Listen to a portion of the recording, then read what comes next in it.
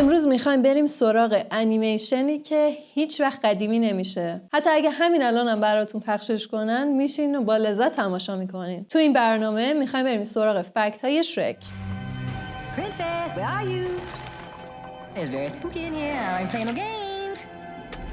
Well, at least we know where the princess is, but where's the این انیمیشن جذاب و دوست داشتنی که قطعاً برای همه ما خیلی خاطر انگیزه، جدای از داستان بامزه و جذابی که داره، کاراکترها و شخصیت‌های خیلی دوست داشتنی داشتن که همیشه تو ذهن ما میمونه. امروز میخوایم بریم سراغ فکتای جذابی که در مورد این انیمیشن وجود داشته و هیچ کدوم از ما یا شاید خیلی کم در موردشون میدونیم. یکی از دلایل مهمی که من تصمیم گرفتم فکتای شرک رو در بیارم اومدن تریلر قسمت 5شه که الان براتون میذارم ببینید. Hey, Magic Mirror, who's the fairest of them all? Why, Shrek, of course.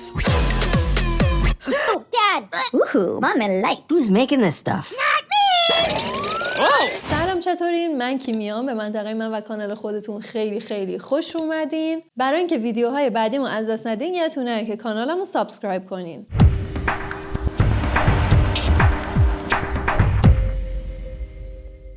خب قبل از اینکه بریم سراغ فکت‌های جذاب این انیمیشن باید بهتون بگم که من تمام فیلم‌ها و انیمیشن هایی که در موردشون توی چنلم صحبت می‌کنم رو در کانال تلگرامم به صورت زبان اصلی و بدون سانسور و با زیرنویس فارسی قرار میدم که شما به راحتی میتونید دانلود کنید و تماشا کنید. لینک کانال تلگرام رو در دسکریپشن همین ویدیو و بایو چنلم قرار دادم. انیمیشن شرک محصول سال 2001 یکی از اولین و بزرگترین موفقیت‌های شرکت دریم ورکس بود. تونست دنیای انیمیشن رو متحول کنه. داستان درباره یه غول سبز و بد اخلاقه که دوست داره توی باتلاقش تنها باشه، ولی خب سرنوشت عوض میشه و براش جور دیگه رقم میخوره و مجبور میشه که یه شاهزاده خانم رو نجات بده. حالا همراهش توی این ماجراها کیه؟ خره که یه خره پر حرف و بامزه است و کل فیلم رو با حرفاش بامزه تر کرده. شرک علاوه بر این که یه انیمیشن خنده داره، پر از پیام‌های قشنگ در مورد ظاهر، قضاوت دیگران و دوستیه. خب حالا می‌خوایم بریم سر فکتاش.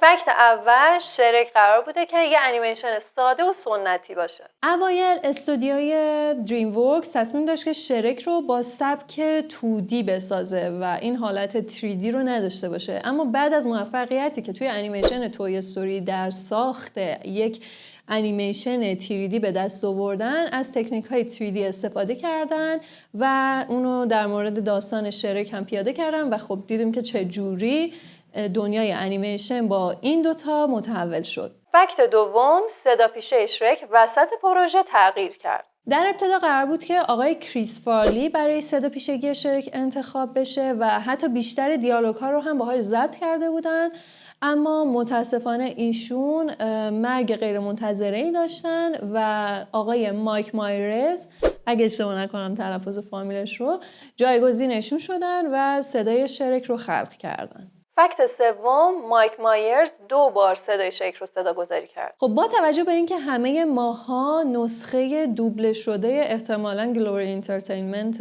مهرداد رئیسی رو دیده بودیم اون زمان، ولی خب باید بدونید که صداگذار اصلی شرک آقای مایک مایرز، اگر اشتباه نکنم دوباره، وقتی که برای اولین بار صداگذاری و در واقع ضبط این انیمیشن رو انجام داد یه لهجه عادی انگلیسی داشته، ولی جلوتر سازندگان تصمیم میگیرن که یه لهجه اسکاتیش یعنی اسکاتلندی رو بهش بدن و اینجوری به نظرشون میومد که کاراکتر شرک بهتر در میاد و همین باعث شد که مراحل صداگذاری شرک رو دوباره از اول انجام بدن. فکت چهارم، شخصیت شرک از یک شخصیت واقعی الهام گرفته شده. قیافه جالب و خاصی که از شرک میبینید در واقع الهام گرفته شده از یک کشتیگیر فرانسوی بوده و در واقع یک کشتیگیر حرفه‌ای بوده که به بیماری آکرومگالی مبتلا بوده و آکرومگالی جوریه که استخوان بندیشون خیلی درشته و اسم این کشتیگیر هم اگه اشتباه نکنم موریس تیلت بوده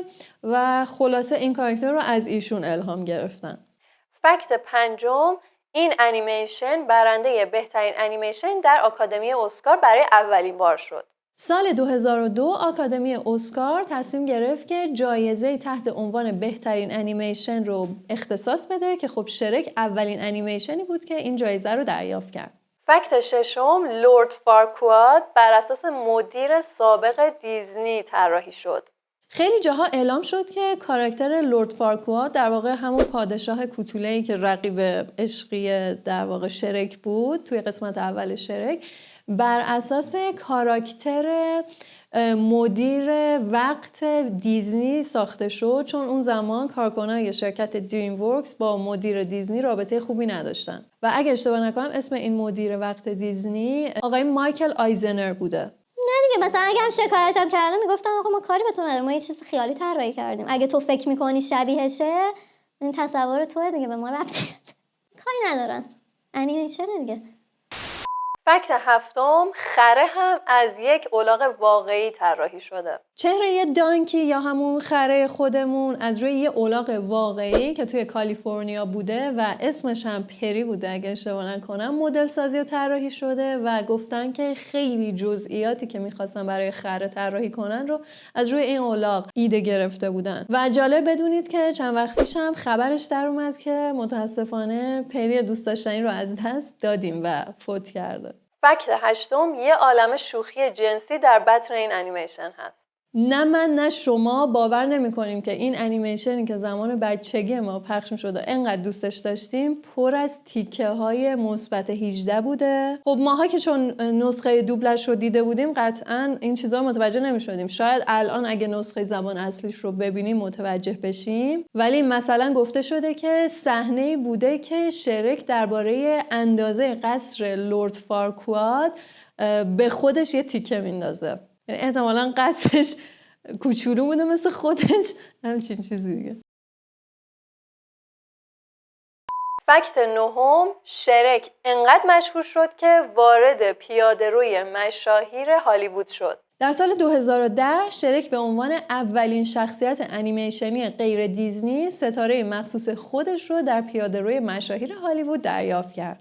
فکتای شرک هم تا همینجا به پایان میرسه. مرسی که تا آخر این ویدیو هم با من بودین. حالا که تریلر شرک 5 رو دیدین نظرتون رو بگین. خیلی نظرشون این بود که کلا تصوراتشون در مورد اون شرکی که همیشه داشتیم از بین رفته و این خیلی ناراحت کننده است، به خاطر اینکه احساس میکنم کاراکتری که برای شرک الان ساختن با اون ابهت و جذابیتی که ما توی قسمت قبلی دیدیم خیلی فرق میکنه. به نظرتون شرک 5 چجوری خواهد بود و شما بهم بگید که کاراکتر محبوبتون توی شرک کی بوده؟ برای من خود شرک بوده همیشه. مرسی که ویدیو رو لایک میکنید و برای اینکه ویدیوهای بعدی از دست ندین یادتون نره که کانالمو سابسکرایب کنین تا ویدیوهای بعدی هم. فعلا خدافظ.